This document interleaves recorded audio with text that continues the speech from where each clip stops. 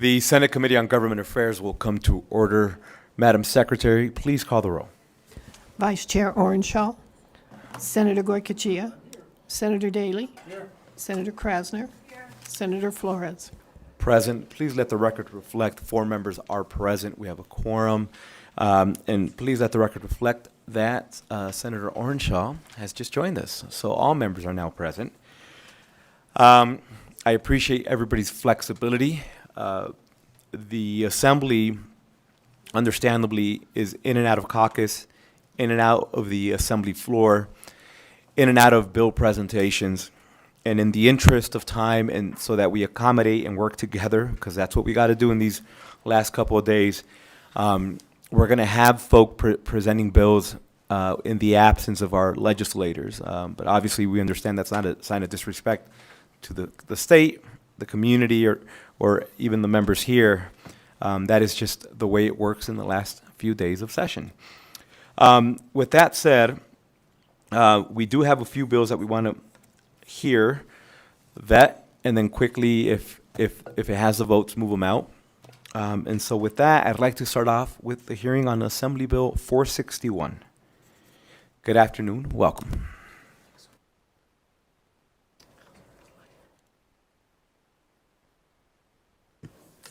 Good afternoon, Chair Flores and the members of the committee. For the record, my name is Cabrina Fazer. I'm the Operations Officer for the Public Employees Retirement System of Nevada. Thank you for hearing Assembly Bill 461, the addition of a Chief Administrative Analyst position within the executive staff of the PERS. This is a budget implementation bill.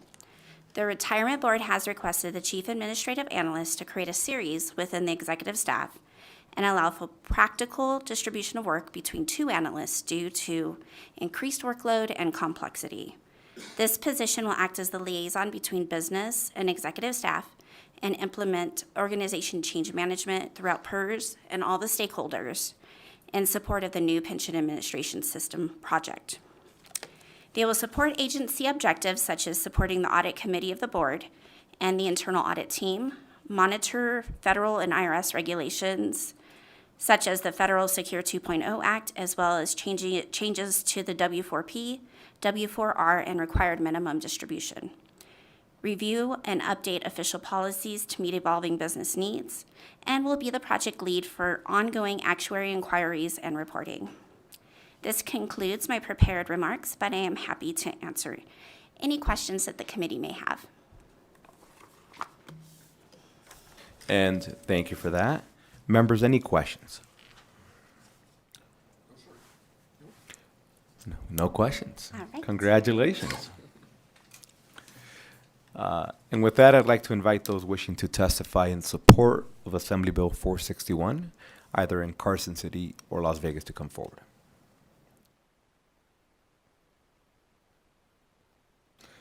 Seeing none, BPS, do we have anybody wishing to join us over the phone?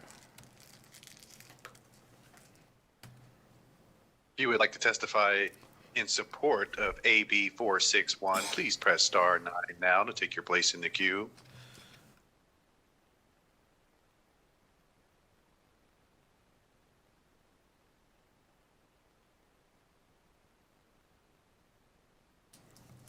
The public line is open and working. There are no callers at this time. There's just so much excitement around the bill that people are speechless. They will be sending their testimony in writing, their emotional testimony. BPS, do we have anybody wishing to join us in opposition over the phone, please? If you would like to testify in opposition to AB 461, please press star 9 now to take your place in the queue.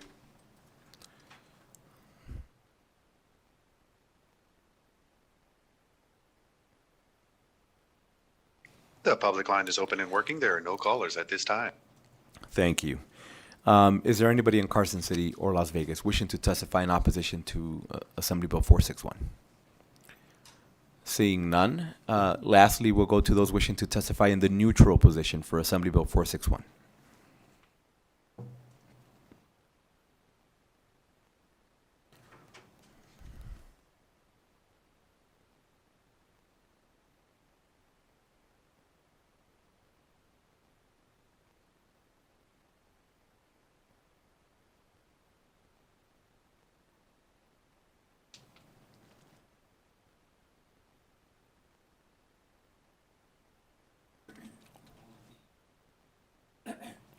BPS, do we have anybody in the neutral position?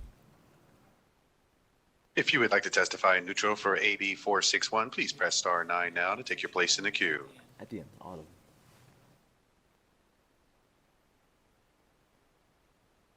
The public line is open and working. There are no callers at this time. Thank you. And if our bill sponsors, any closing remarks? No. All right. And with that, we'll go ahead and close out Assembly Bill 461. Thank you. We plan to do a work session at the end of all 4 or 5 presentations, just to give you a heads up.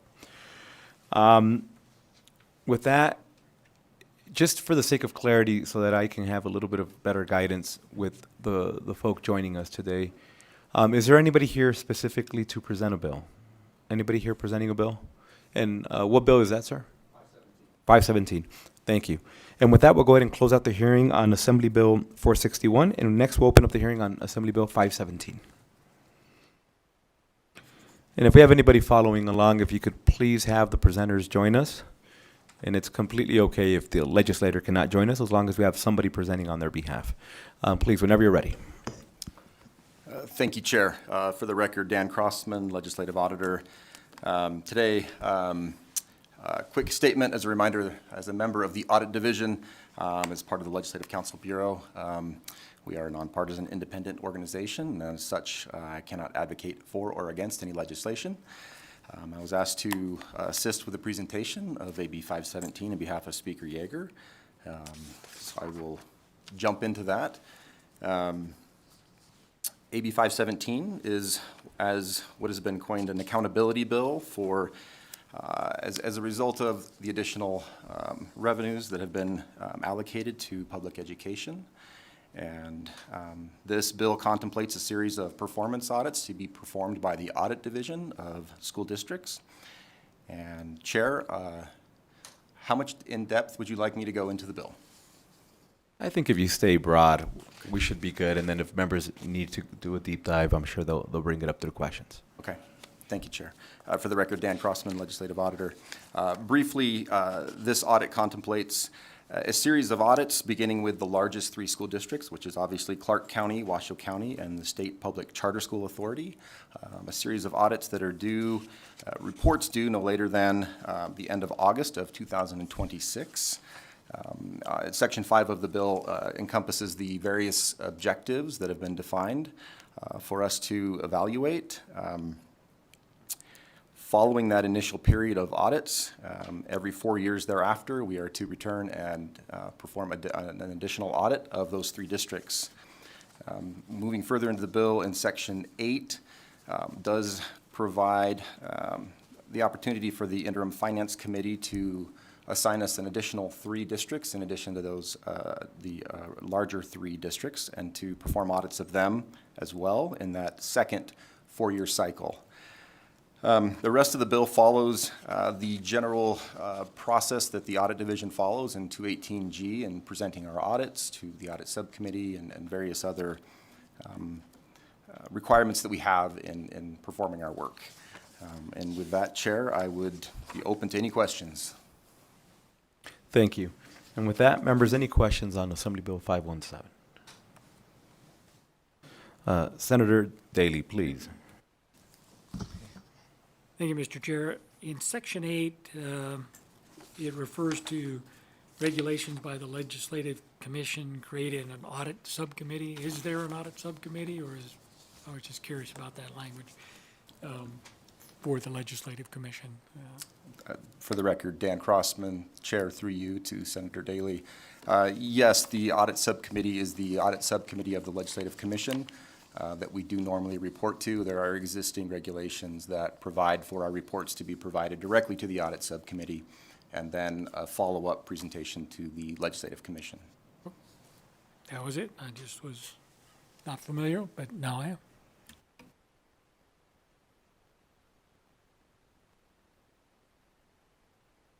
Members, any additional questions? Seeing none, thank you again for the presentation. I'll invite you to sit back. And at this time, I'd like to invite those wishing to testify in support of Assembly Bill 517, either Carson City or Las Vegas. Seeing none, BPS, do we have anybody wishing to join us over the phone? If you would like to testify in support of AB 517, please press star 9 now to take your place in the queue.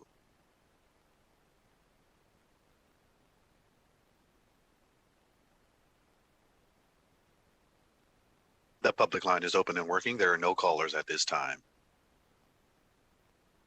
Thank you. Is there anybody wishing to testify in opposition? BPS, we'll start with you. If you would like to testify in opposition to AB 517, please press star 9 now to take your place in the queue.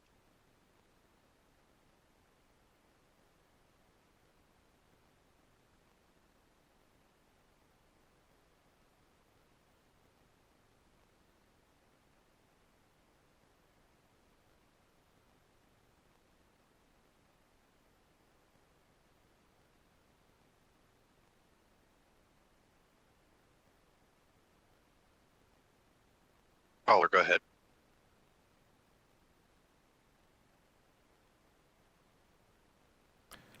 Caller, if you're speaking, unfortunately, we cannot hear you, just so you know. Sorry. Now we can. Perfect. Steve Williams, President, National Juneteenth Observance Foundation, primary advocates for the National Juneteenth holiday. I would like to advocate for Sir. Nevada to acknowledge Sir, Juneteenth. and I don't mean to interrupt you, and we do want you to testify. Presently, we're on Assembly Bill 517, and I believe you are calling in support of Assembly Bill 140. We still have not had that hearing. If I could have you just be a little bit patient, and hopefully we can go to that hearing Oh, no problem. in a few minutes. I'm sorry. I apologize. No, I appreciate you calling. Well, Okay. but please do call back, and we would love to get your testimony on that particular bill. Will you call back at 6 o'clock? Okay, thank you. Thank you. And BPS will stay on the line. Anybody wishing to testify in opposition to Assembly Bill 517?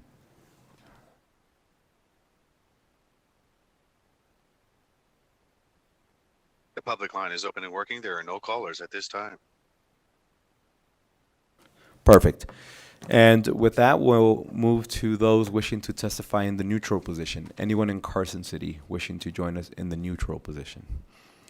Seeing none, BPS, anybody wishing to join us over the phone? If you would like to testify in neutral for AB 517, please press star 9 now to take your place in the queue.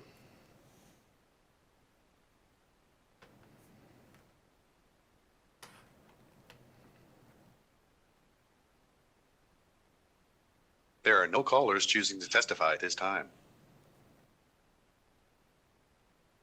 Thank you. And with that, any closing remarks you may have? And with that, I see the head nod. We're not doing that. We'll go ahead and close out the hearing on Assembly Bill 517. My understanding is momentarily in a second here, we're going to have somebody joining us to present Assembly Bill 299. And if there is anybody wishing to present Assembly Bill 140 or Assembly Bill 310, just for the sake of clarity, Assembly Bill 140 makes Juneteenth day of legal holiday in this state. If we have anybody who co-presented that previously in the Assembly, you're more than welcome to join us. Assembly Bill 310 is our bill regarding affordable housing. If there's anybody who wishes to co-present and or better said present that, let us know. We're going to go into a quick 1-minute recess just to allow for our presenter on Assembly Bill 299 to come in. Please do not leave, members. We are in recess.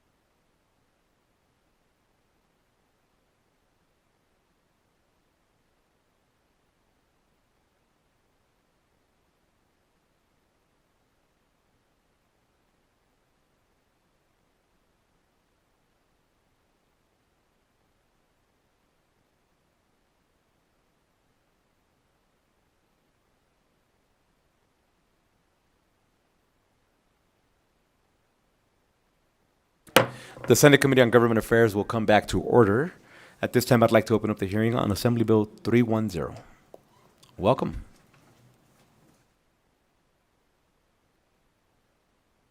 Perfect timing.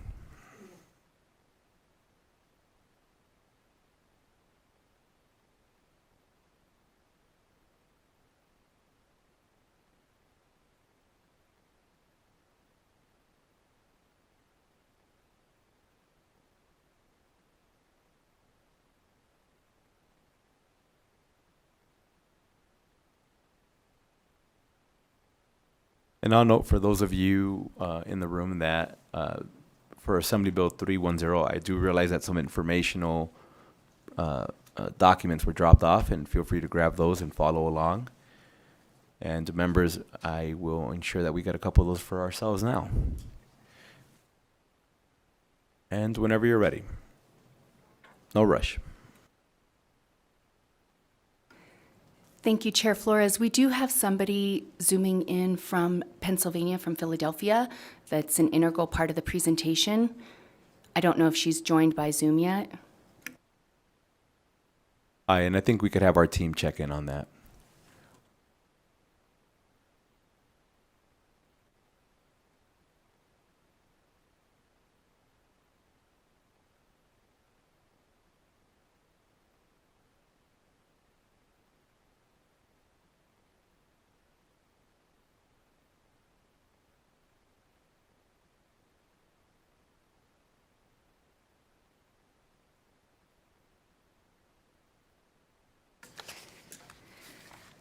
Good afternoon, Chair Flores, members of the committee. For the record, my name is Christine Hess, and I am the director of the Nevada Housing Coalition.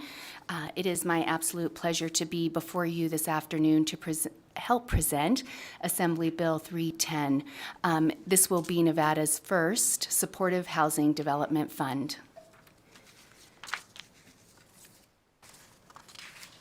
Chair Flores, I was going to start with a high-level overview, and then if we need to go through the components of the bill. That's the preferred way. Thank you. Okay, excellent. Thank you so much. So I do have a PowerPoint that will be coming with my colleague, but you also have a copy of the presentation in front of you. It's the one with the first page is black. If you go to the second page, I'm going to kick off the conversation, and I know you'll all be relieved because you've heard me before talk about our affordable housing crisis. Nevada is in an affordable housing crisis, but for today's conversation, I'd really like to help us draw the intersection between housing, or our lack of housing, and homelessness, and how AB 310 can actually provide the housing solution to help end our homelessness crisis. So on this page here, what you have is Nevada's affordable housing supply. These are numbers from 2022. I can tell you that the 36,187 units of subsidized housing is actually 37,000 now, so we're moving in the right direction. And when I talked about subsidized housing, of course, I'm talking about housing that has income restrictions and rent restricted amounts, right? It's below market rate, so they're only serving certain income levels.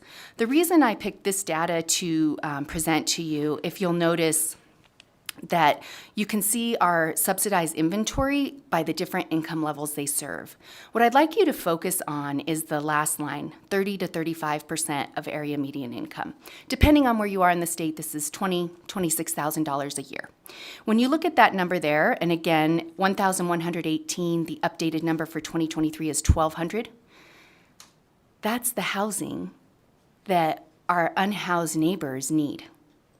And as you can see, I always say, the market does not build affordable housing, especially housing for households whose incomes are below 60% of area median income. What I can also tell you is affordable housing does not build the housing for our most vulnerable, at least not a lot, right? So housing below 30 to 35% of area median income. And when we think about our shelters, right, we have them in northern and southern Nevada. Many of those in our shelters are working. How can they move out of our shelters if we have 1,200 units in our whole state that they maybe could move into?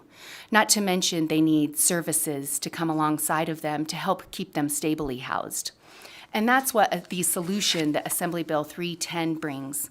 This bill is transformative. If you go to the next slide. I'm going to go ahead for time's sake. My colleague is much better at me than this. She is the subject matter expert, but I've heard it often enough. So what is supportive housing? Supportive housing would typically serve the incomes at that low level, 30 to 35%, right? So what I showed you was actually like bricks and sticks. Those are the number of housing units that are getting built that are restricted to serve that income level. Why aren't we building it? We can build the bricks and sticks, but in order for it to be financially feasible and to attract the equity and debt financing and know that you can restrict those units to those income levels for 30 years or more, you have to be able to show that you have the services to come alongside to support many of those in those homes. And those who need those services are homeless. Now, some of them may need no services, but many of them need some level of services, maybe for a short period of time. Some might need some of those services for a long period of time. That specialty housing is called supportive housing. It doesn't look any different on the outside, but what it has are wraparound services that come alongside a tenant to keep them stably housed. When I think of it for myself, I look around my neighborhood and the same struggles, right? Many of the same struggles that our unhoused neighbors are having are happening right in our own neighborhoods, but we get the privilege of having it behind closed doors, and we can afford the services it takes to keep ourselves stable. So supportive housing brings that to the table. The need that was done by Corporation for Supportive Housing, or CSH, has estimated that there are 6,924 people in Nevada that need supportive housing. We have to start somewhere. We do have some excellent developers in the state that are working on this, some excellent nonprofits that are providing the services, but we have not taken a targeted approach, a strategic approach to actually providing the housing to end homelessness. And that's what AB 310 will do. Supportive housing is cost effective. It costs the same to keep people cycling in the emergency room for 9 days or in jail for 3 months or housed in supportive housing with supportive services and rental assistance for 1 year. Awesome. Chair Flores and committee members, if I may turn it over to my subject matter expert colleague and board member, Brooke Page, to continue on. Brooke, I just finished your first slide.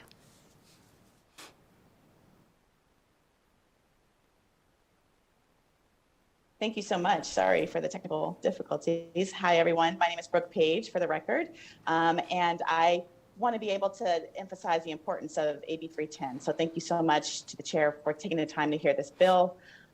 We are in absolute support of AB 310. It provides an opportunity for us to define supportive housing and provide the resources necessary to ensure that people have the resources to access housing and maintain stable housing. And so what we are here today to discuss is the need to support AB 310. And we're asking for you to understand the components of this bill. So the first components is the services is really important in AB 310. And this is very different than what would traditionally be in resident services. Resident services is absolutely important to our community. We need resident services. In AB 310, this provides us with an opportunity to scale the services for a population that really needs a more intensive type of service model. So providing tenancy supports, intensive case management is what we're hoping for through AB 310. This is an evidence-based model, and it's something that we know it works. It's been proven in other communities, and so we want to be able to scale that intervention here in Nevada. And part of what we also know is that when we provide quality supportive housing, we receive quality outcomes. And so people stay housed, they are satisfied with what they, where they're living, they want to live there, and they also increase their income and their employment. They also are ensured that they receive the benefits that they are entitled to. They improve their physical and their mental health because housing is healthcare. And they develop a sense of community and their social connectedness. So, you know, we know that supportive housing works and we have the outcomes to prove that. And so we want to be able to scale that in Nevada. And so the components of AB 310 that are important for you all to be aware of, one is that it provides the infrastructure for supportive housing. And so because we don't have the model currently set up. As far as the infrastructure and statute, this provides us with that opportunity to codify it, to define what supportive housing means. It also provides an opportunity for us to work in collaboration with the Nevada Housing Division. The Nevada Housing Division does important work for our state already. They manage a lot of our housing tools. This provides us with the resources in the Housing Division where we can pair this service resource with our capital funds, our operating funds, and manage it right there with the Nevada Housing Division. Another component that we're really important here is that we are working across systems and cross sectors. This provides an opportunity to work in collaboration with the Interagency Council on Homelessness to Housing, and so to support folks with lived experience, to ensure that we've got the voices of the people most impacted by homelessness at the table, so they can also help inform how these resources are being utilized. Additionally, this is one-shot funding, and so we're asking for $32.2 million, which is really a drop in the bucket to the amount of the need that we have in our state. But this important one-shot investment is critical because it provides with the opportunity to service almost over 500 people for a pilot that we really want to show how this works. But then also it signals to other funders that this is important, and this fund provides the opportunity to contribute other resources outside of just the state. We can receive resources from grants, from federal government, from philanthropy, corporate sponsors. So that provides an opportunity for us to leverage these resources and provide sustainability for the long term. So AB 310 it's got a lot of important components and some of the resources there to provide services, but we also are looking to build capacity. We want to help our providers be Medicaid billable providers, so that way they have long-term resources that they can bill for these services. We want to help support the field and provide training to our property managers and our developers to do this intervention and to do it at high quality. And so there's resources here to help build capacity. There's also resources in this bill to help us with tracking this progress of who's being served. Where are these developments being developed, and how are folks actually getting access to these resources, and are they benefiting? Are we seeing the outcomes that we know work? We want to track that and be able to report back to this body and to the legislature in future legislative sessions the impact of what this investment is making in Nevada. And so in closing, I just want to emphasize, I know Christine had the opportunity to talk about the fact that we just have such very little inventory in our community for this population and for this housing type. And so what we don't prioritize, we don't build, and that impacts who we can house. What we don't track, we don't measure. And so we have an opportunity right now to create the infrastructure in Nevada to prioritize people who need this intervention. And so I hope that we can urge your passing of AB 310. I'm here to answer any questions and entertain any questions of you all. Thank you so much. And thank you for joining us. I realized we had some technical difficulties, and I also realized that you're a few hours away. So I just appreciate you working with our flexibility. We didn't have a schedule to go off of, so I appreciate you working with us during our deadline days. Is there anything additional information you wanted to add? I think we got a very good idea of what you're trying to accomplish, but I don't know if you wanted to add anything in addition to that. Yes, thank you, Ms. Chair Flores, members of the committee. On the last page, I would just like to call out, we didn't go over it in detail, and we are certainly happy to. I think it's the last page. Yes, the second to last page. What measuring the outcomes means, right? So one-shot funding, we're going to show how this works. We're going to open the doors to leverage the federal funds that we are currently not leveraging, and we don't even know what those are, how much those are. But I want to point out two programs, the Denver Social Impact Bond Program on the right and an Arizona Medicaid program, right? Both of these programs showed the savings to the public because they implemented a housing solution, right? Of course, we need crisis intervention services for our unhoused population and those suffering, but the Denver program noted, I think, Brooke can correct me if I'm wrong, but about a $6,600 per person savings per year. In that study that they did, that they tracked these individuals, the individuals that were previously unhoused after 3 years, 77% of them maintained, stable housing. That means that they're doing what we all hope, right? Getting into our workforce, being a part of our communities, and the best versions of themselves. So that would be my closing point is we realize it's a heavy ask and a heavy lift, but we must take this step now. Thank you. And thank you for the presentation, and again, for being so flexible with us. At this time, members, any questions we may have?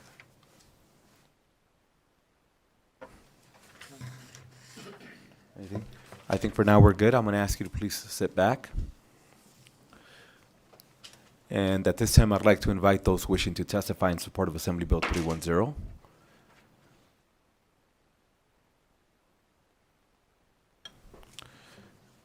Good afternoon, welcome, please. Good afternoon. Thank you, Chair. Ariel Edwards, Director of Government Relations for Nevada Hand. We would like to thank Brooke Page from CSH, and we'd like to thank the Nevada Housing Coalition for their work on this incredibly important bill. Supportive housing is so needed for our community, and we urge the passage of AB 310. Thank you so much. And thank you for joining us, please. Thank you, Mr. Chair, committee members. Misty Grimmer representing Silver Summit Health Plan. We are one of the state's 4 Medicaid MCOs. And we're absolutely in support of this bill. As Ms. Page and Ms. Hess put on the record, the ability to find a location for these individuals to be in so that they can get the services, and that's where we come in, is to make sure they get the healthcare services they need, but they need to have a place to land first. And so that's why the supportive housing is so very important. And, you know, and I think those numbers that Ms. Hess just put on the record about the success rates of a person, the personal success rates that they get once they are in a home and they can get services is so overwhelming to this argument. So we absolutely encourage the passage of this. Thank you. Thank you. Please. Good afternoon, Chair and members of the committee. Dylan Keith with the Vegas Chamber. The Chamber is in support of this bill. We would like to thank Assemblywoman Monroe Moreno as well as the Nevada Housing Coalition for finding a responsible and successful option that has had a track record of working. And we would ask that you fund this, or excuse me, pass this legislation. Thank you. Thank you. You meant both. That's fine. Please. Nick Ciccone, City of Reno. Thank you, Chair, members of the committee. Ditto, we support this bill. Thank you. Please. Hello, my name is Abby Bernhardt. I'm with the National Alliance on Mental Illness. At 3 years old, I was diagnosed with bipolar disorder. I experienced manic episodes and rapid cycling. I had so much anxiety, sadness, and anger all at once. My favorite cartoon character was Taz because I felt I could spin just like him. By middle school, the mania turned to depression, and I was bullied by other students, which led to binge eating. I went to multiple schools promising resources and support that never materialized. At one of the schools, the principal called me in every day to tell me I was hopeless and helpless and never going to amount to anything. If you're emotionally abused every day, you start to hear what you believe is true. At 10 years old, I attempted suicide. At the same time, I was going through a major medication adjustment, coming off 10 medications. It was a nightmare. The process took years and there was no support. I was expected to live my life and do my daily activities as well as go to school as if my mind and body were not in crisis. It was hard to stabilize my condition, and I was hospitalized actually 13 times that year. I needed more support than an outpatient program or an inpatient short-term program could provide. This supportive housing bill would have really helped me. Please support this bill. Thank you. And thank you, and I appreciate you allowing us into obviously a very personal story of yours and putting it on the record. Thank you. Please. Good afternoon, Mr. Chairman and members of the committee. For the record, Mindy Elliott with Flynn Judici Government Affairs, here representing the Reno Housing Authority, the Southern Nevada Regional Housing Authority, and Nevada Rural Housing Authority. I mean, it's really hard to follow such a passionate person and testimony, and I think from the perspective of all my years working in housing, looking for solutions that will provide a seamless avenue for these individuals is important. Part of the challenge that we've had, and I've been involved in housing both from the private sector side as well as public sector, is the fact that we haven't had the ability to provide those wraparound services. I was involved in a Reno City Council task force back 20 years ago talking about how can we provide these wraparound services so that we can identify the individuality that these persons need, that these people need. And I think that that's the biggest challenge. The experts that we need to really surround these individuals with are expensive. But the fact of the matter is, by investing in this population, investing in these lives, we can make a difference. We heard that they have a success rate in Denver of 77%. And I think that that's certainly, if we can do that in Nevada, I think that would be just an amazing opportunity for all of us. It's catalyst funding, it's aligned to housing, which is important to us, and it prepares, it really leverages Medicaid, and more importantly, it trains the workforce. So as we're developing our qualified allocation plans through the Housing Division and encouraging developers to build these types of projects, these services, which be aligned with this program, will encourage those developers to actually do just that, develop those types of projects. So we encourage your support of this bill. It is one shot. It is data-driven, which is important to all of us. We need to know that our money is actually being leveraged and doing what it's supposed to do. These are taxpayer dollars, but more importantly, these are people that need our help. Thank you very much, Mr. Chair. And thank you for joining us. Is there anybody else wishing to join us in support of Assembly Bill 310? Seeing none, we'll go to the phone line. BPS, anybody wishing to join us over the phone? Thank you, Chair. If you would like to testify in support of AB 310, please press star 9 now to take your place in the queue.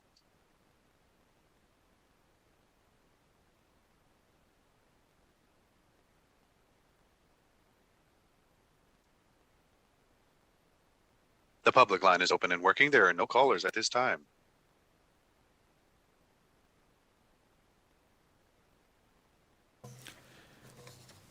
Thank you. BPS will stay with you on the phone. Anybody wishing to join us in opposition to Assembly Bill 310? If you would like to testify in opposition to AB 310, please press star 9 now to take your place in the queue.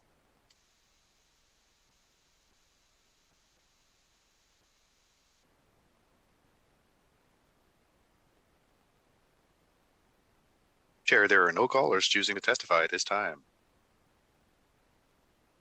Thank you. At this time, I'd like to invite those wishing to testify in opposition here. Seeing none, we'll go to the neutral position. Anybody wishing to testify in the neutral position? Seeing none, we'll go to the phone line. Neutral on Assembly Bill 310. If you would like to testify in neutral for AB 310, please press star 9 now to take your place in the queue.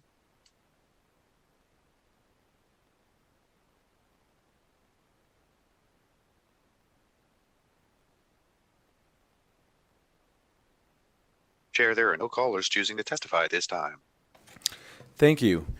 Is there anybody wishing to testify in the neutral position here in Carson City? I do see that our Assemblywoman has just joined us. Any closing remarks you may have?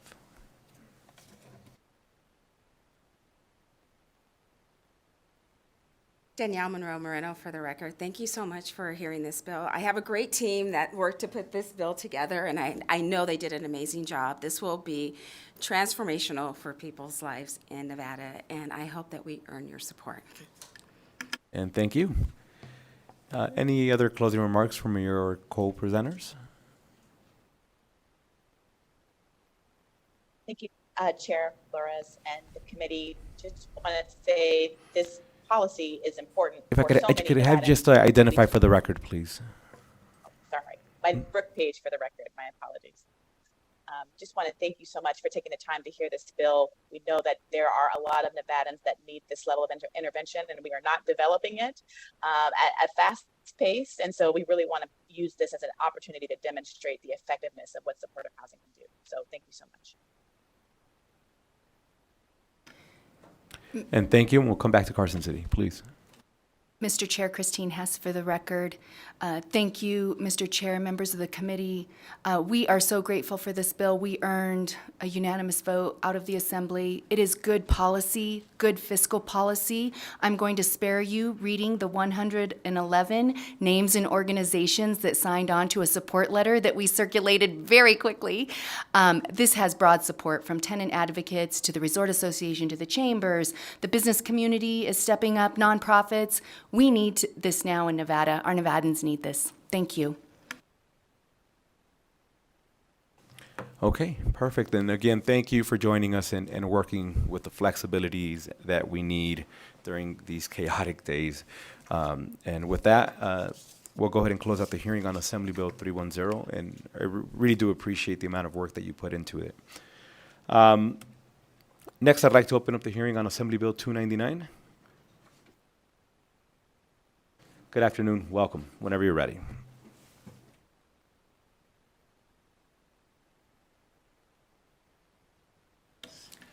Good afternoon, Chair, members of the committee. My name is Geneva Martin, and I'm the policy intern for the Assembly Leadership Office. Today, I will be presenting on behalf of Speaker Yeager for the Nevada Medal of Distinction and the establishment of the Nevada Awards and Honors Board. This bill establishes the Nevada Medal of Distinction, which is awarded each year to one person who is living and has made a significant and lasting contribution to the state of Nevada, and one posthumous award will go to another individual of significant and lasting contribution to the state. The administration of the award will be overseen by the Nevada Awards and Honors Board. The Awards and Honors Board will be established through the governor's office, and the governor will establish a suitable, will nominate 5 members who will be residents of the state and oversee all administration of the award. They will also be responsible for establishing the requirements for determining whether a person in Nevada is a resident or otherwise has a sufficient connection to the state to qualify for the award, as well as procure the manufacture of the medal itself, which will be given at the reception and celebration of the award.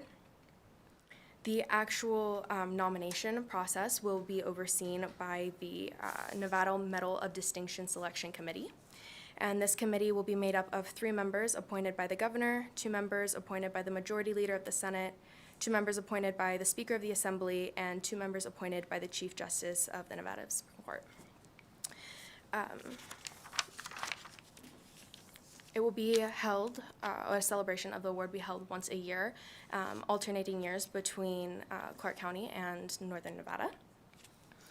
And there is also stipulations for if there is a supermajority and the governor is of the same party as both the majority leader of the Senate and the Speaker of the Assembly, to make sure that it remains a nonpartisan celebration of the accomplishments of Nevadans. This is for Nevadans by Nevadans and is meant to be a celebration of everything accomplished in this state. And I believe that brings me to the conclusion of my presentation. I can answer any questions that the committee may have. And thank you for that presentation. At this time, we'll open it up for questions. Members, any questions? With that, great presentation. Thank you both for joining us. I'll invite you to sit back. And we'll invite anybody wishing to testify in support of Assembly Bill 299 to please come forward, either in Carson City or Las Vegas. I see that we got our feedback. Please, welcome.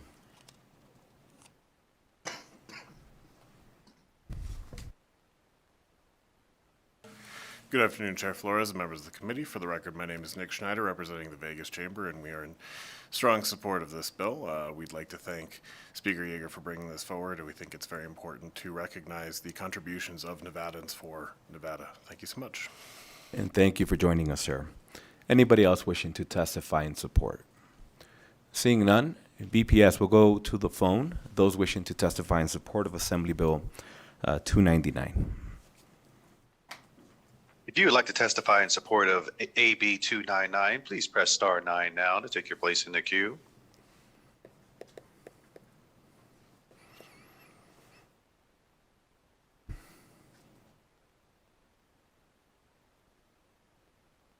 The public line is open and working. There are no callers at this time. Understood. BPS, we'll stick with you. Is there anybody wishing to testify in opposition to Assembly Bill 299? If you're just joining us and you would like to testify in opposition to AB 299, please press star 9 now to take your place in the queue.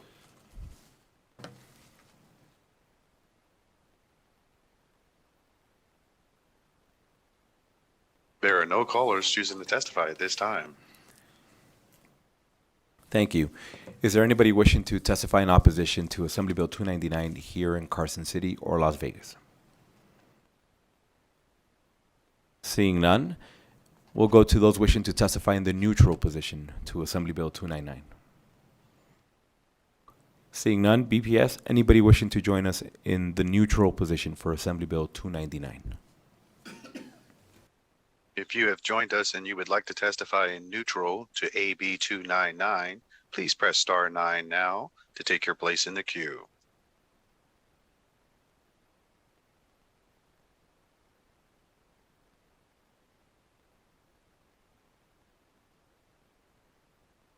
Chair, there are no callers choosing to testify at this time.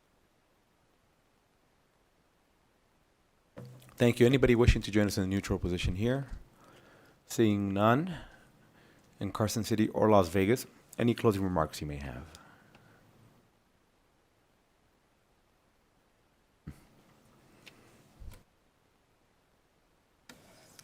Thank you, Chair, members of the committee. Geneva Martin for the record. In closing, I would just like to reiterate how important this is to celebrate the accomplishments of the residents of our state and other people who have had a lasting impact. And AB 299 just gives an ample and wonderful opportunity to do that without the confines of partisanship. It is surely a celebration of all of the wonderful things that our state represents and our state holds. And I urge your support. Thank you very much.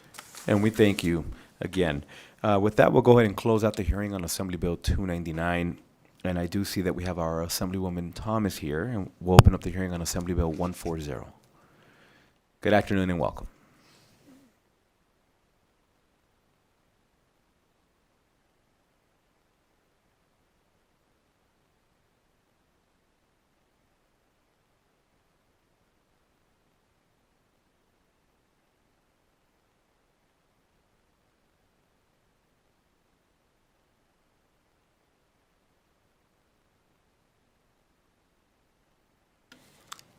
Good afternoon, and thank you so much for allowing me to come before this committee.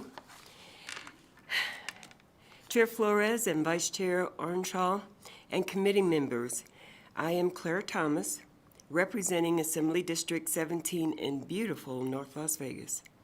I am pleased to come before you to present Assembly Bill 140. Which makes Juneteenth Day a legal holiday in Nevada rather than a day of observance. According to the Congressional Research Service's Juneteenth fact sheet, the Emancipation Proclamation went into effect on January 1, 1863. However, it was nearly 2.5 years later, on June 19, 1865, when federal troops arrived in Galveston, Texas, to take control of the state and ensure that all enslaved people be freed. It is this day, June 19, 1865, when slaves in the last geographic area in America where slavery existed learned of their freedom that we commemorate in celebrating Juneteenth Day. On June 17, 2021, President Joe Biden signed Senate Bill 475 to create Juneteenth National Independence Day.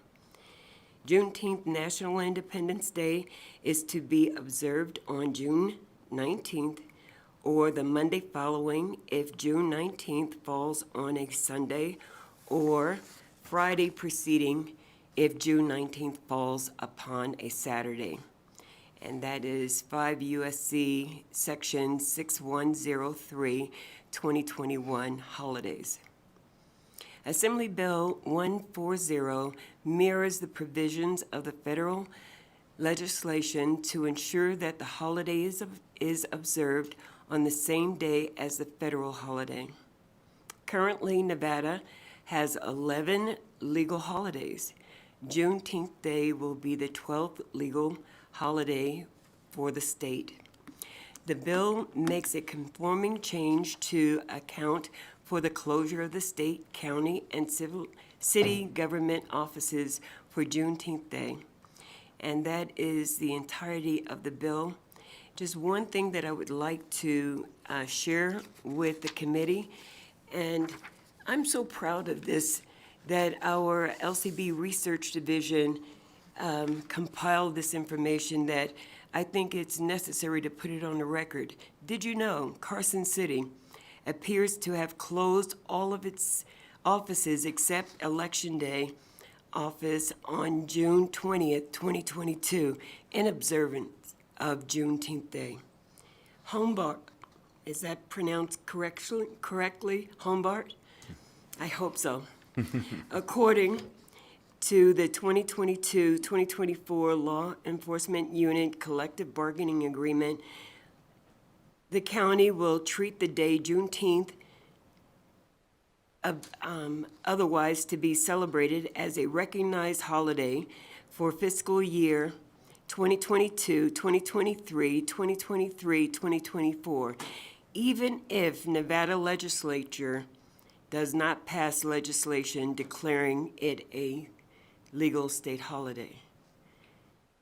Lander, any day declared a legal holiday by the President of the United States will be observed in accordance with the presidential proclamation. Lyon has a resolution unanimously by the County Board of County Commissioners to observe it a county holiday. Assemblyman Ken Gray was on the commission at that time, just to note. Mineral, recognized through collective bargaining.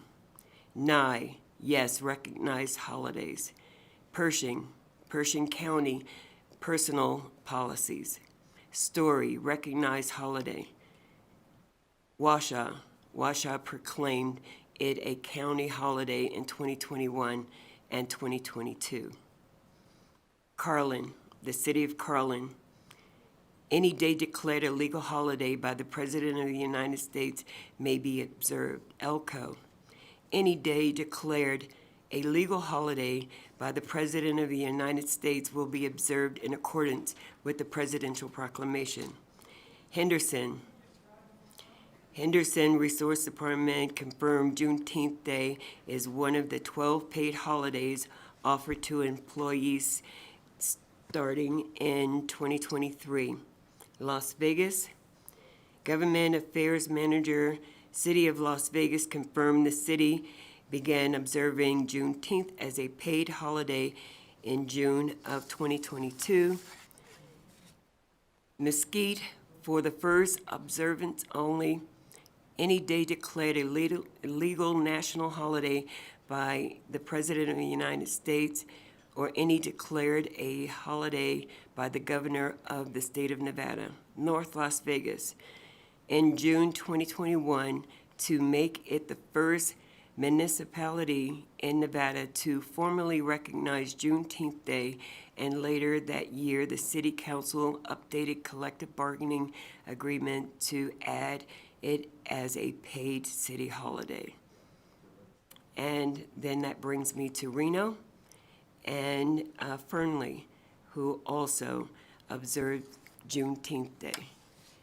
And I just wanted to put that on the record because it means a lot that we have counties in the north where people tend to believe that the north, doesn't believe what the south believes. And I'm so proud that the state of Nevada recognized Juneteenth Day as a legal holiday.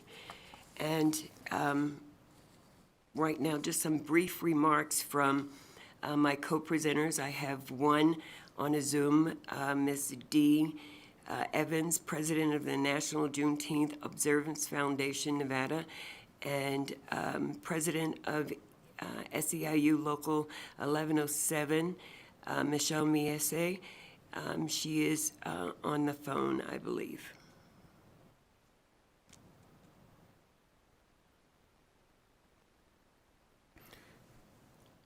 BPS, we have a co-presenter on the phone. And if not, I should have. One moment, Chair. Ms. Dee Evans should be on a Zoom. Okay, and good afternoon, Chair, members of the committee. I'm also on the phone, but I will wait for Ms. Evans, if that she's the chair. and you could also join us via the support testimony. I think our Assemblywoman has done a really good job of obviously explaining the importance of this, and there's already a lot of buy-in.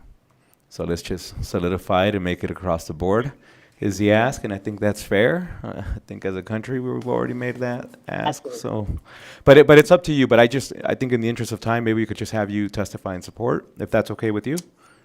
Absolutely. Okay. Yes, that's perfect. Thank you. So, Assemblywoman, thank you for that presentation. At this time, I'd like to open it for questions. Members, any question? Senator Goycochea, please.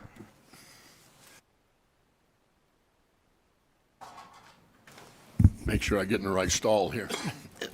I wasn't aware that it was actually a proclaimed federal holiday. Now, does that process not have to go through Congress, or once and maybe legal best respond to this? I mean, at that point, once a president proclaims it, it becomes a national holiday until somebody unproclaims it, or it's forever?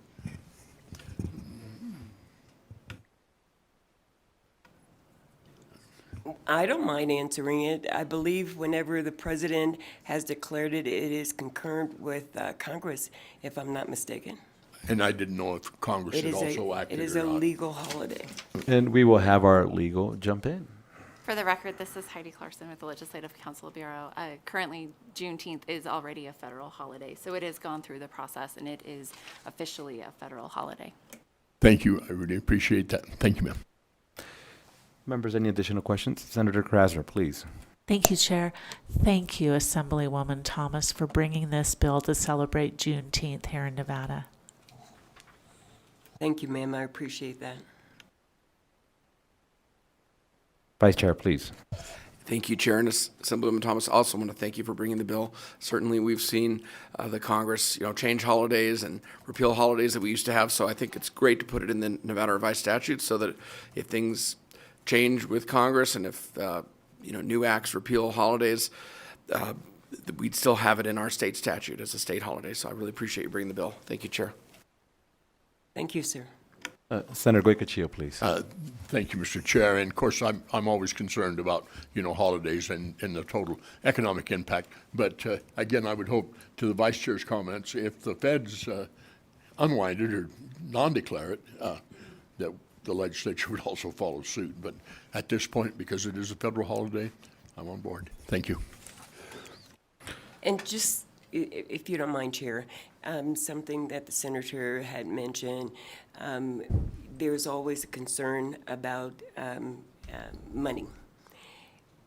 Did you know that when we do have holidays in the state of Nevada, that revenue is generated with especially three-day holidays, three-day weekends, and how, the research that I did before presenting the bill, I know that it is concerned that monies that are spent out, we have more coming in than we are letting out, especially when we have visitors that come to our state. And I'm just imagining the people that will come to the North now that they know that the North, it's on record that the North celebrates Juneteenth. Can you imagine that?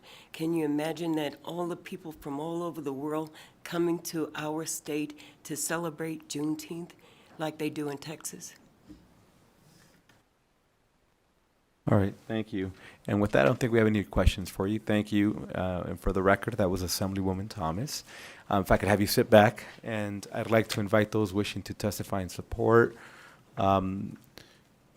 Just dittos and brevity is always appreciated. Whoever wishes to go first. Nick Ciccone, City of Reno. I represent the North, and we are in support of this bill. Thank you. Please. Candace Townsend, City of North Las Vegas, and I will ditto my colleagues. Appreciate it. Thank you. Please. Thank you, Chair. Nick Schneider from the Vegas Chamber. We are also in support. We've been celebrating and observing Juneteenth as long as I've been working there. Thank you so much. And thank you. Please. Morgan Biaselli, Silver State Government Relations, here representing the Las Vegas City Employees Association, and we support this bill. And we appreciate it. Thank you. Please. Christine Saunders, Policy Director with the Progressive Leadership Alliance in Nevada. We support this bill. Thank you. Thank you for joining us. Please. Good afternoon, Mr. Chair, members of the committee. Constance Brooks, representing the University of Nevada, Las Vegas. As one of the most diverse institutions in the country, we are in full support of this legislation. We thank Assemblywoman Thomas for her efforts in bringing this forward. And as a Black American and Nevadan, this legislation personally means a lot to me. So thank you for your support. And thank you for joining us. Please. Hi, Committee. Sheila Brave with the University of Nevada, Reno. Strong support for this bill, and thank you to Assemblywoman Thomas for bringing it forward. And thank you for joining us. Please. Good afternoon, Mr. Chair, members of the committee. Chauncey Chowdo on behalf of the Southern Nevada Water Authority. We are also in support of this bill. Thank you. And thank you for joining us. Anybody else in Las Vegas or Carson City? Seeing none, BPS will go to the phone line. If you would like to testify in support of AB 140, please press star 9 now to take your place in the queue.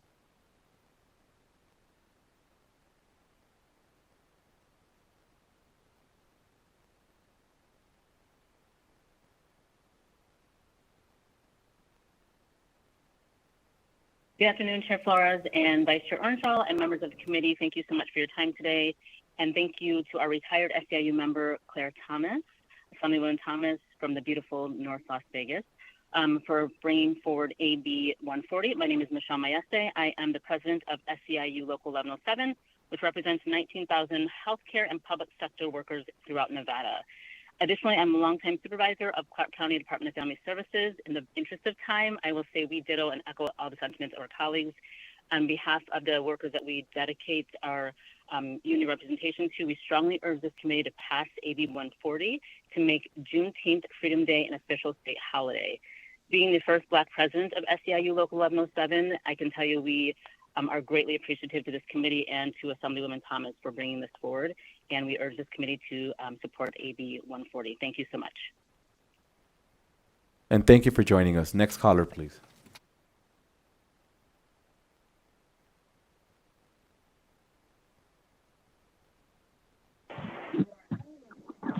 This is Christopher Guy. I am a member of Alpha Phi Alpha Fraternity Incorporated and also a member of the National Advancement Association of Advancement Colored People. Also, I am the grandson of Judge Adelia Del Guy, who was the first African-American state judge here in Nevada. I ditto all the comments on making this a state holiday. Thank you. And thank you for joining us. Next caller, please.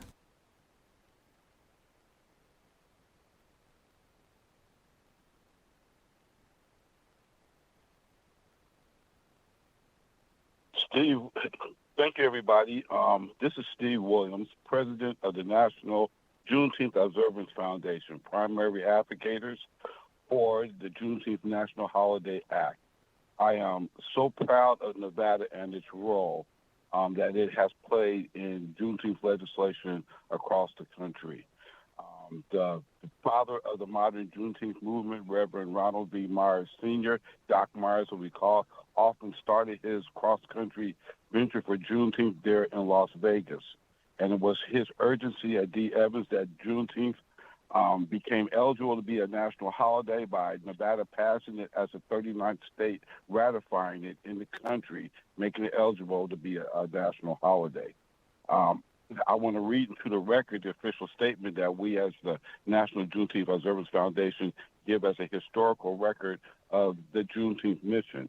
And that was, it was United States colored troops who were leaving from Cityport, Virginia present-day Hopewell, Virginia, as a show of force along the Texas-Mexico border to Francis Maximilian that ran into a storm in the Gulf of Mexico and were forced to land in Galveston, Texas on June 19, 1865.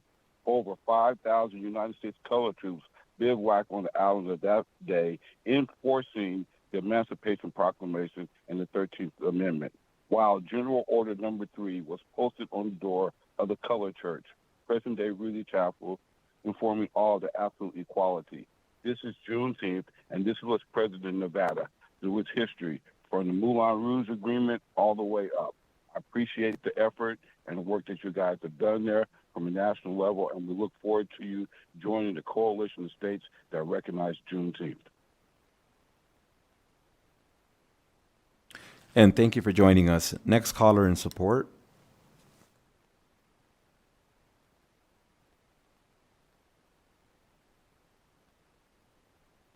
Good afternoon, Dee Evans, founder of Juneteenth Nevada, Vice Chair of the National Juneteenth Observance Foundation Board of Directors, here in support of AB 140, which is in coordination with S475, the national bill that was signed in 2021.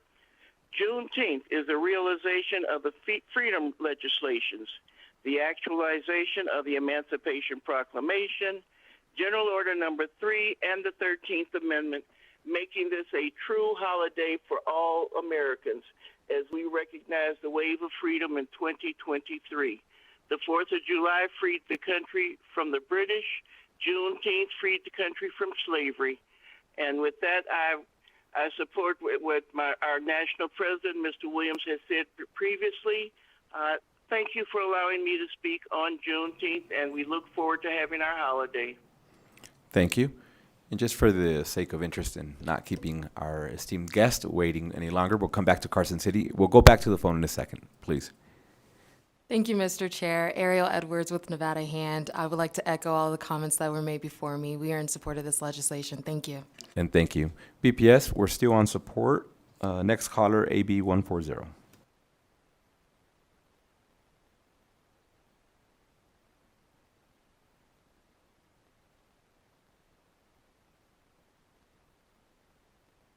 Hi, good afternoon, Chair, Vice Chair, and members of the Senate Government Affairs Committee. My name is Tiffany Carr, and I'm an SEIU member, and I am supportive of AB 140. Thank you, Assemblywoman Thomas, for bringing this bill forward. This bill will be in honor of the ancestors that fought so hard to provide us with the freedoms that we have today, and I strongly support AB 140, and we urge you to do the same. Thank you so much for your time. And thank you for joining us. Next caller in support of Assembly Bill 140.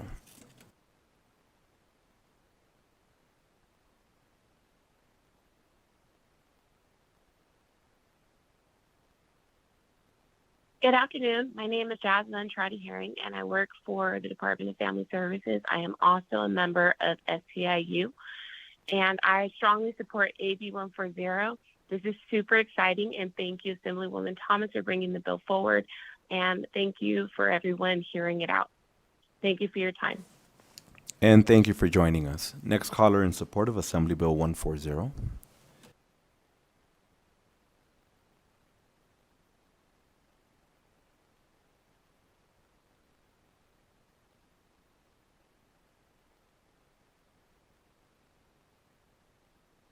Caller 638. Press *6 to unmute.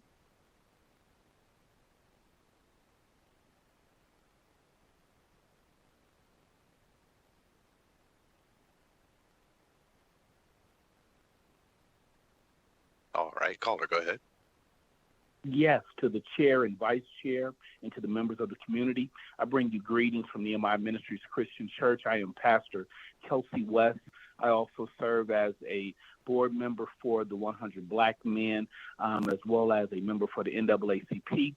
And I echo the sentiments that have been shared before me, and it gives me great pleasure to share that I am in 110% support of AB 140. And I would also like to say thank you to Assemblywoman Claire Thomas for all of her work.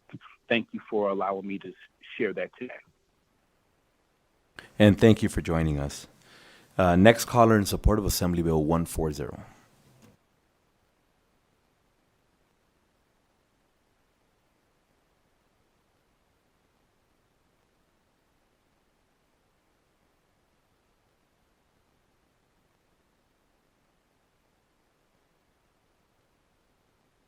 Caller 308, press star 6 to unmute.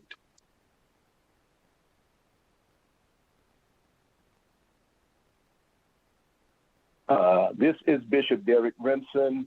I want to, of course, show support for AB 140. Want to thank our Assemblywoman Claire Thomas and, of course, Dee Evans, who has been a promoter of this particular bill, and Holiday. And, of course, we are in support. I am, of course, serving as the chair of the subcommittee for the NAACP's Public Action and Social Justice Committee. Thank you. And thank you for joining us. Next caller in support of Assembly Bill 140.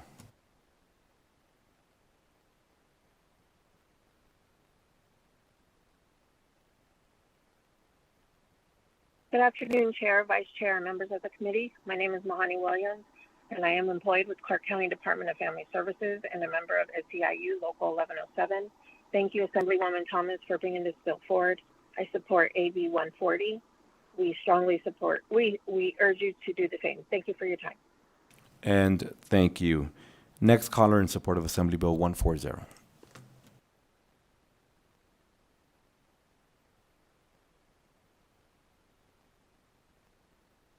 Good afternoon, Chair. My name is Sarah Evans, and I'm the Vice President of the Supervisory Bargaining Unit at SEIU Local 1107 and the Fundraising Chair on the Nevada Now Board.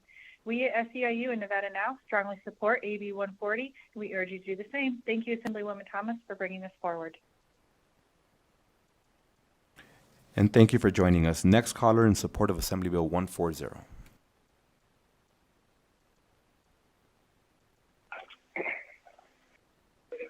Good afternoon, Chair and members of the committee. For the record, my name is Quentin Savoy. That is Quentin. Last name is S like Sam, A like Apple, B like Victor, WOIR. I'm in a dual capacity today as president of the Las Vegas NAACP, but also a member of the finest fraternity in the world, Alpha Phi Alpha Fraternity Incorporated, and we are in wholehearted support of Assembly Bill 140. It's exceptionally important for us to celebrate Juneteenth within our state because Black history is American history. And if we forget that, then we forget our history as a country. And it's important that we celebrate the diversity and the richness of culture in Juneteenth. And I would be remiss if I did not use this as an opportunity to invite you all to our annual Juneteenth Jubilee Family Block Party that is on June 18th from 5 p.m. to 10 p.m. But once you're done passing laws, please come celebrate Juneteenth with us in downtown Las Vegas. Find more information on the NAACP's website for Las Vegas. Thank you so much. And thank you for joining us. Next caller in support of Assembly Bill 140.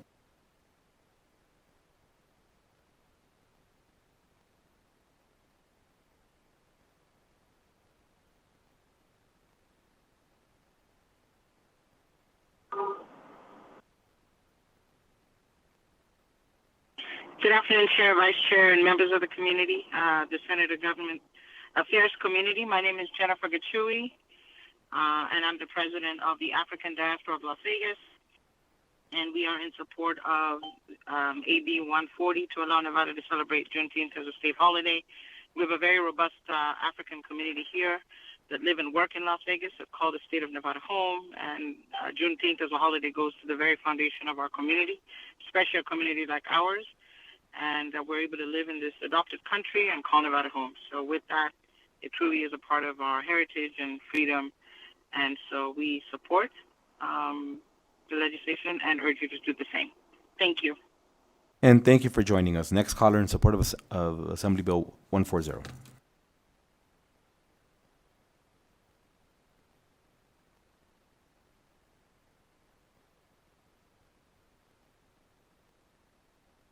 Hi, this is Atleta Muzarewa. I am a member of the African diaspora that has lived in Las Vegas since 1999. And I support the Assembly Bill that Ms. Thomas is putting forth to really support the freedoms that we have experienced as an African descent. I came from Zimbabwe, which was a British colony, and it was through the support of the African Americans that were free in this country that we got the support of independence across the continent of Africa. So I want to emphasize the importance of this day to me as an African immigrant and a member of the community of the diaspora here in Las Vegas. So thank you. And thank you for joining us. Next caller in support of Assembly Bill 140. Chair, the public line is open and working. There are no callers at this time. Thank you. We'll stay on the phone. Anybody wishing to testify in opposition to Assembly Bill 140? If you would like to testify in opposition to AB 140, please press star 9 now to take your place in the queue.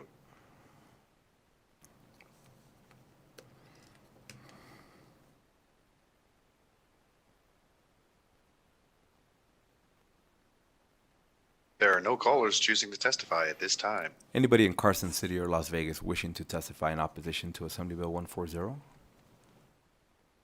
Seeing none, we'll go to those wishing to testify in the neutral position, Carson City or Las Vegas.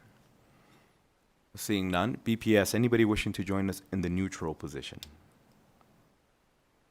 If you have just joined us and you would like to testify in neutral for AB 140, please press star 9 now to take your place in the queue.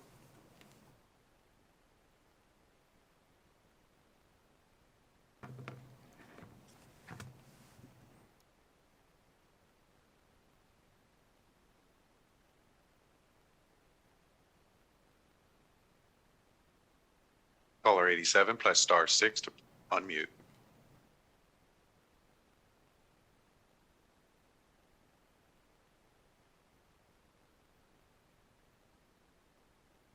Caller 87, press star 6 to unmute.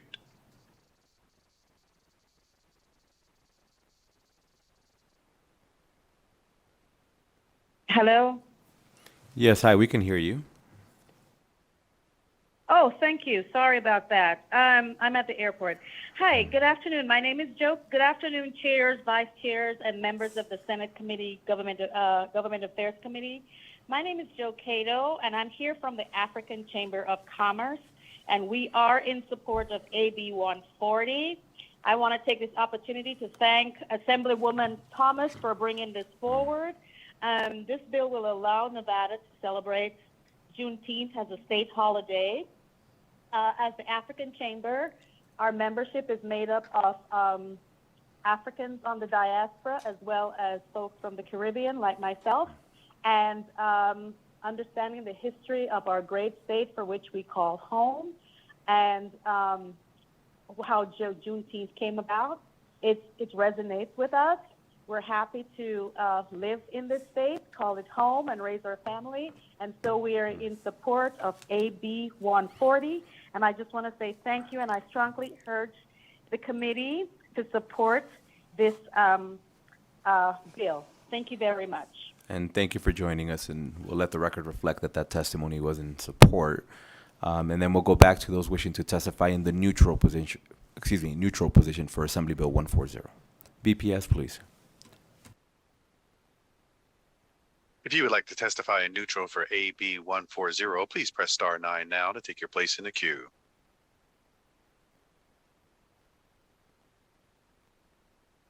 The public line is open and working. There are no callers at this time. Sounds good. Assemblywoman, any closing remarks you may have?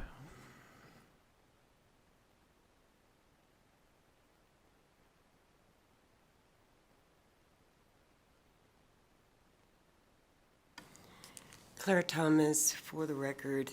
I want to just thank the committee. Thank you, Chair. Thank you, Vice Chair. This, as you could tell, is a very important holiday for the state of Nevada. And just coming together as a nation, I think that this is something that we can hang our hat on. So I strongly urge you to support. Thank you so much.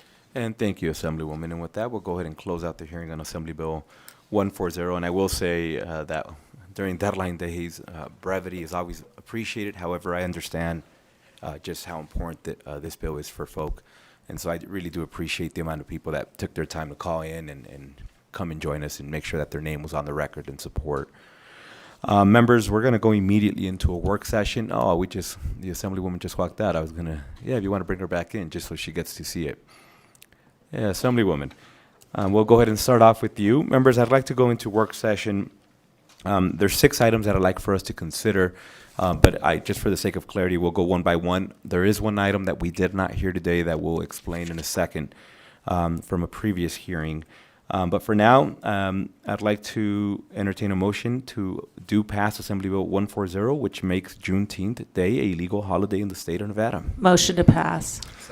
Senator Krasner has made the motion to do pass Assembly Bill 140. Vice Chair Orenshaw has seconded that motion. Members, any discussion? Seeing none, all those in favor, please signify by saying aye. Those against say nay. Motion carries unanimously. Please let the record reflect that Senator Daly was absent excused. And if I may ask that Senator Krasner do that floor statement. With a lot of enthusiasm and smiles, she's absolutely all in. Thank you. Senator Krasner will do the floor statement on Assembly Bill 140. Congratulations, Assemblywoman. Thank you for your work. Next on the work session is Assembly Bill 299, which creates the Nevada Medal of Distinction. I'd like to entertain a motion to do pass. So moved.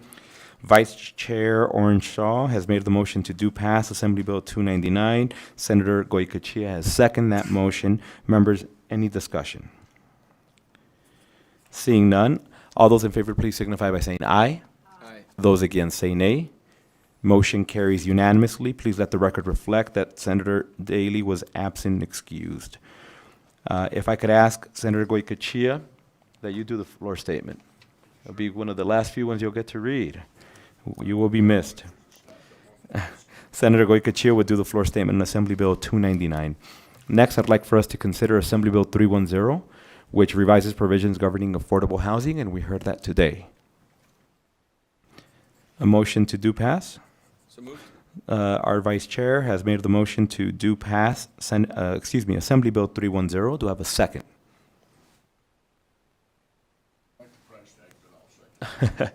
Senator Goycochea has seconded that motion with slight hesitation on the money. And members, any discussion? Seeing none, all those in favor, please signify by saying aye. Aye. Those against say nay. Motion carries unanimously. Please let the record reflect that Senator Daly was absent excused. Senator Goycochea, if you please do us the honor again. Senator Goycochea will do the floor statement on Assembly Bill 310. Next, I'd like for us to consider to do pass Assembly Bill 461, which revises provisions relating to public employees' retirement system, and we heard that today. So moved. Vice Chair has made the motion to do pass Assembly Bill 461. Senator Goycochea has seconded that motion. Members, any discussion? Seeing none, all those in favor, please signify by saying aye. Aye. Those against say nay. Motion carries unanimously. Please let the record reflect that Senator Daly was absent excused. Next, I'd like for us to consider to do pass, and Senator Goycochea, if you could please do the floor statement on Assembly Bill 461. It's very short. You're going to love it. Senator Goycochea will do the floor statement on Assembly Bill 461. It's just some end of session hazing, and you will be missed. So we want to hear you as much as possible. Members, I'd like for us to entertain a motion to do pass Assembly Bill 517, which was heard today, which revises provisions governing the Legislative Council Bureau. So moved. Vice Chair has made the motion to do pass Assembly Bill 517. Senator Goycochea has seconded that motion. Members, any discussion? Seeing none, all those in favor, please signify by saying aye. Aye. Those against say nay. Motion carries unanimously. Please let the record reflect that Senator Daly was absent excused. And if I could please have Senator Goycochea do the floor statement on Assembly Bill 517. With much enthusiasm, he says absolutely. Senator Goycochea would do the floor statement on Assembly Bill 517. Members, as you recall, on May 24th, 2023, we had a hearing on Assembly Bill 514 presented by our minority leader of the Assembly, P.K. O'Neill. The measure names the building that contains the headquarters of the Nevada Department of Transportation in Carson City, Nevada as the Garth F. Dole Building in recognition of the contributions that Garth F. Dole made to the people of the state of Nevada by maintaining and improving transportation in the state through his work for the Nevada Department of Transportation. At this time, I'd like to entertain a motion to do pass Assembly Bill 514. So moved.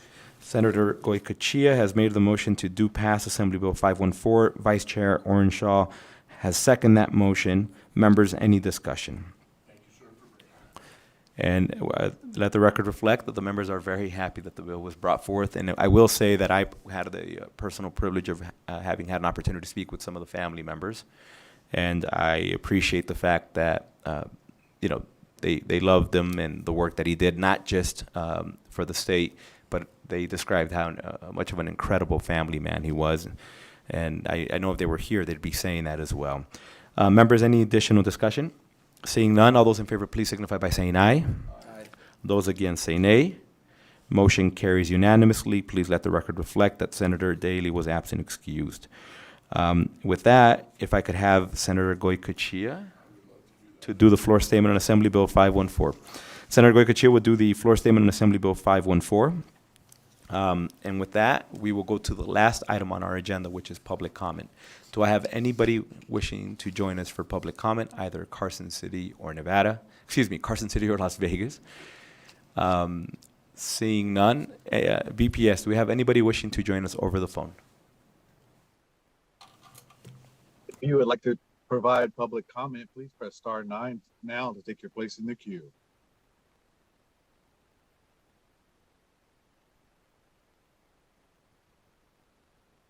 The public line is open and working. There are no callers at this time.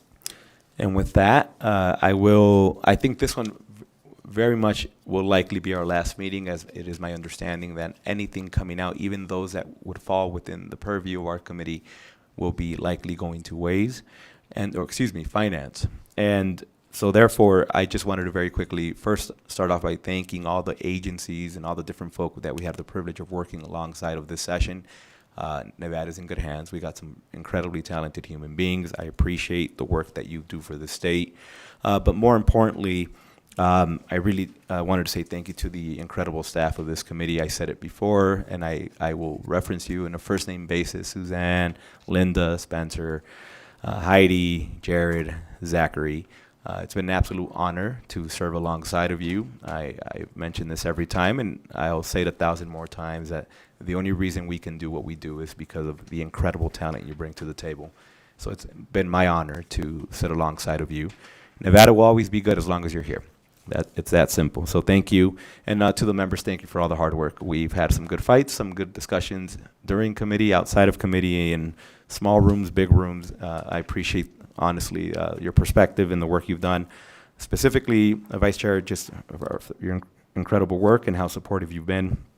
And also equally as important to Senator Goycochea, who's done an incredible service to the state, has devoted his life to making the state a little bit better and reminding us that the rurals are equally, if not more important than the rest of the state. And you always have been a great advocate for your folks, so thank you, Senator Goycochea. With that, I appreciate all of you, and this meeting is now adjourned.